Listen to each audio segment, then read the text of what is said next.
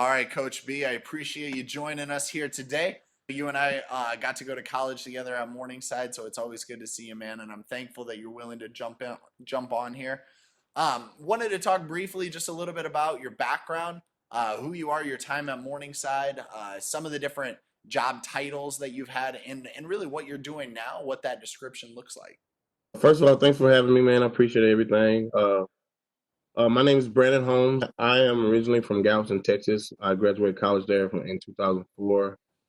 Then I was able to come up to here to Sioux City, Iowa to explore some sports. I played football for Morningside from 2004 to 2007. I was able to be a part of that team and learn some things from there. I graduated from Morningside in 2009 with a corporate communications degree as well as a, a minor in general psychology with adolescents.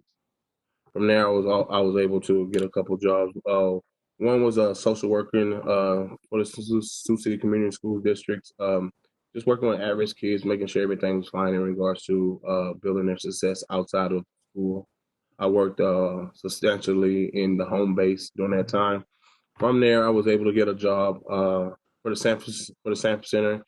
I was there for 10 years. Basically, I did kind of the opposite, still with social working, but I was able to focus on more in school habits and things of that nature, making sure students were at school, behaving, IEP plans, make sure we're monitoring those things, seeing how we can make sure the student is successful as possible, even providing bridges from medical assistance, food assistance, helping parents get to work, helping children get to work, and things of that nature. My job focused mainly on monitoring classroom behavior, as far as assisting behavior, contacting parents for behavior, monitoring that behavior, data, putting data points in for those behaviors, as well as school-wide attendance. So in the state of Iowa, there was a recently mandated law that states every child between the ages of 6 and 16 must be in school 96% of the time. So Wow. now my job focuses on things of that nature, make sure kids get in school, proper parenting, and things of that nature. So, as a behavior and attendance specialist now, I mean, you went into a little bit about what you do day to day, but sounds pretty intense. Obviously, working with administration, the numbers, but you also touched a little bit on working with students and parents directly. I mean, can you talk a little Mhm. bit about your interaction with them, maybe some of the other things you do day to day to try to improve those bottom lines? One thing I do try to emphasize with my job, even when I recommend anybody doing this if they're going to work with the children, is making sure that you have an open communication with all parents.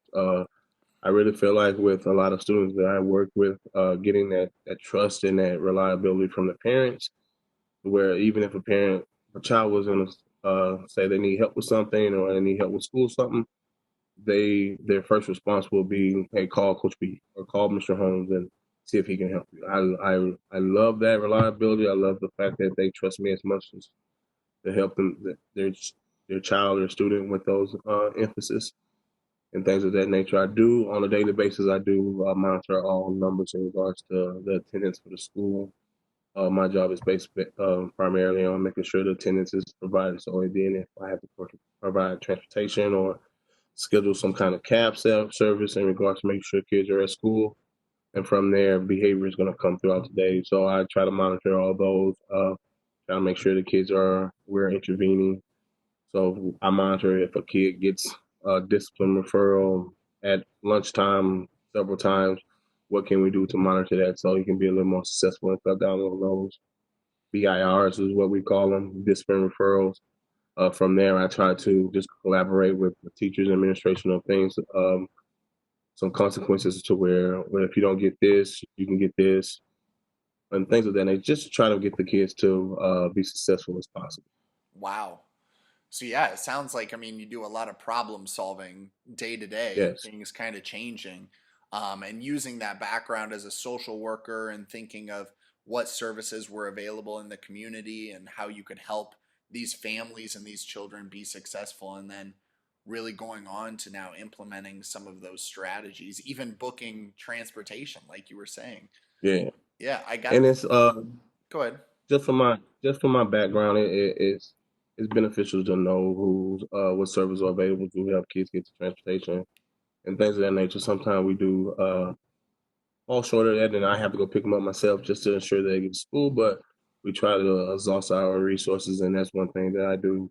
Put my hat on is making yourself marketable and knowing what your city, what your state has up in place to help kids be successful.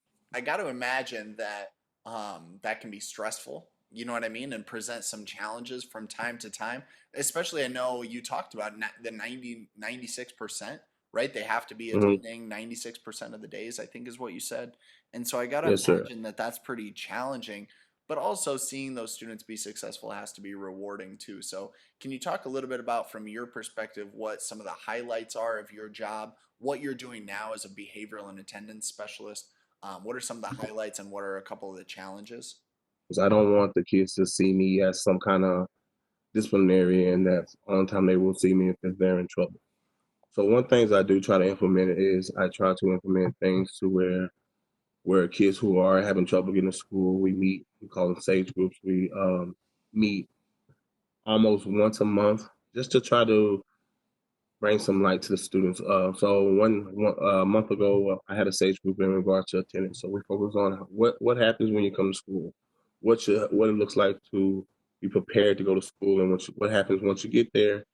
And what I like to do is just give the kids a different frame of mind and celebrate that they are coming to school. You know, especially with one student I have, he's very day to day. We don't know if he's going to be here from one day to the next. So what I did was we had some so very simple as putting a sticker chart out there.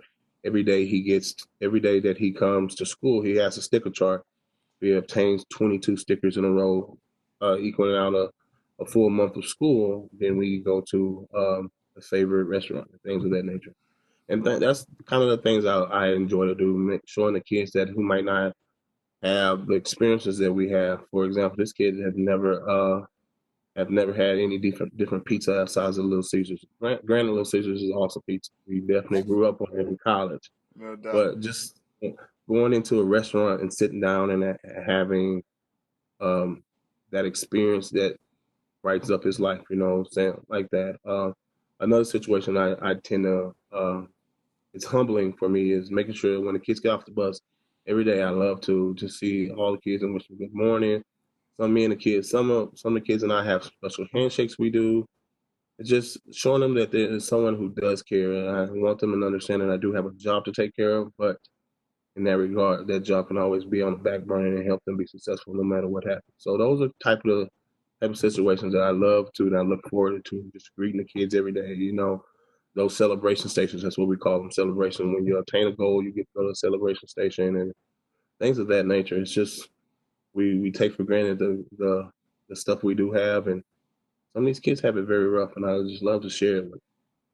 Yeah, that's that's incredible, man. I mean, sometimes we don't realize how blessed we are, and I know a lot of the people listening to this video are hoping to work with kids and really make a difference in kids' lives, and this is maybe Mm-hmm. a career that they don't think about, quite as much, or you Yeah, don't hear about. Talk to me about some of the challenges that you have. I mean, meeting those goals and doing some of the things you talked about, the creative ways that you're addressing them, but I mean, is are there any other challenges or things that people need to be ready for if they would want to get into that? no matter where you work, no matter how successful you are in a job, no matter what you're doing, there's going to be ups and downs. So you always got to be prepared for that. Just make sure that with working with kids, that you're taking those days that you need to reset and refocus and take some mental breath for yourself. What are some things that are very challenging for me is some of the parents. Some of the parents are don't let their kids go to school. They're keeping them at school to watch other siblings.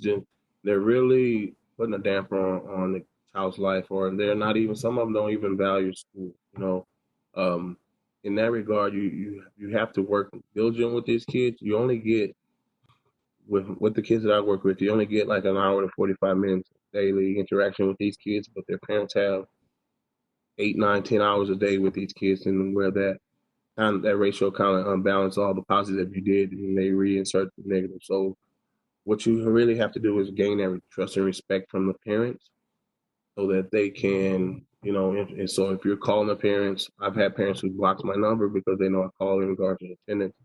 I do have several parents who know that, oh, Mr. Holmes calling, he's on the way, get ready. Things of that nature that when you build those relationships, especially with the parents who are much more difficult to build those relationships with the parents, the strive that you do will dictate how successful you can be if you can communicate and be very relativity with that parent. Yeah, And those are those are the challenges. It's just the outside unknown that you never know, that you're never prepared for, that hits you, and then you're re-racking all over again. for sure. Well, Coach B, I would ask you talk a little bit about. I mean, you have worn a lot of different hats, right? I mean, and things that people may Hmm. be interested in as far as social work or what you did at West High and or different things with the Sanford Center to really your role now. I was wondering if you could Hmm. talk a little bit about how students could get involved and learn a little bit about that field, or what advice would you have for first year, second year students trying to learn what they might want to go into if they know they want to work with kids but not sure at what level. How could they get some of that experience that you think would be valuable right now?